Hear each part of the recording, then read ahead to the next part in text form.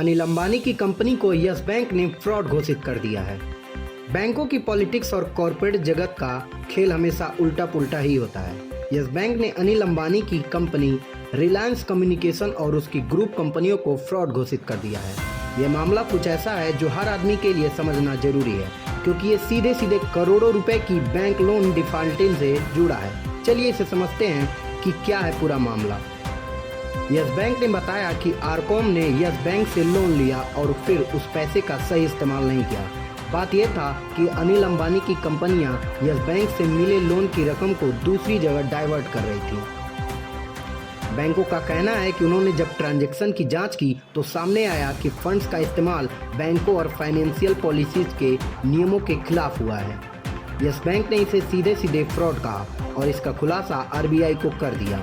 मतलब अनिल अंबानी पर आरोप है कि उन्होंने बैंकों के पैसे को गलत तरीके से इस्तेमाल किया। आइए जानते हैं रिलायंस कम्युनिकेशन की कहानी क्या है। अनिल अंबानी की आरकॉम, जो एक जमाने में टेलीकॉम सेक्टर की बड़ी कंपनी थी, वो अब दिवालिया हो चुकी है।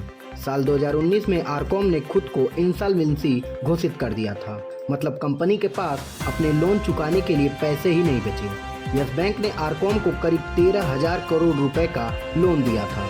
अब सवाल ये है कि जब कंपनी डूब रही थी तो अनिल अंबानी इतने बड़े लोन क्यों ले रहे थे और वो पैसा कहाँ जा रहा था। यस बैंक के मुताबिक आरकॉम ने फंड्स को ऐसी जगह ट्रांसफर किया जो ट्रांजैक्शन के नियमों के खिलाफ है।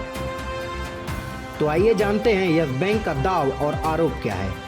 यस बैंक ने आरकॉम और उसकी ग्रुप कंपनियों को फ्रॉड अकाउंट्स घोषित किया है। इसका मतलब है कि बैंक अब इनसे लोन की रिकवरी करेगा, लेकिन इसकी पूरी जिम्मेदारी है अब इंसॉल्वेंसी रिजोल्यूशन प्रोसेस पर है। यह तब होता है जब यदि कोई कॉरपोरेट देनदार लेनदान के बकाये के भुगतान में चूक करता है तो वित्तीय लेनदार के पास दिवालियापन समाधान प्रक्रिया शुरू करने की शक्ति होती है। अब यस बैंक की हालत ये हो गई है कि वो अपना पैसा वसूलने के लिए आरकॉम के पीछे पड़ा है, लेकिन खेल ये है कि दिवालिया कंपनी से पैसा वापस मिलना मतलब चांद पर पानी लाने जैसा है।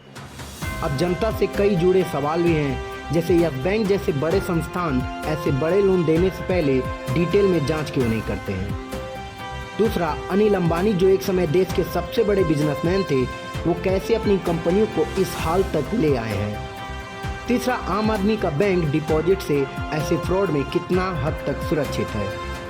इन सब के आगे नतीजे क्या होंगे। ऐसे फ्रॉड मामलों में बैंक की वफादारी पर हमेशा असर पड़ता है। यस बैंक पहले ही नॉन परफॉर्मिंग एसेट के मामले में फंसा हुआ है। अगर इस तरह के और मामले बढ़ें तो बैंकों को बेलआउट की नौबत आ सकती है।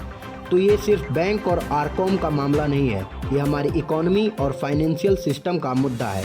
हमें ये देखना होगा कि ऐसे फ्रॉड्स को कैसे रोका जाए और बैंकों की कार्य प्रणाली को और मजबूत कैसे किया जाए। बस अब यह देखना है कि यस बैंक अपना पैसा कैसे वसूलता है और आरकॉम का अगला कदम क्या होता है। धन्यवाद।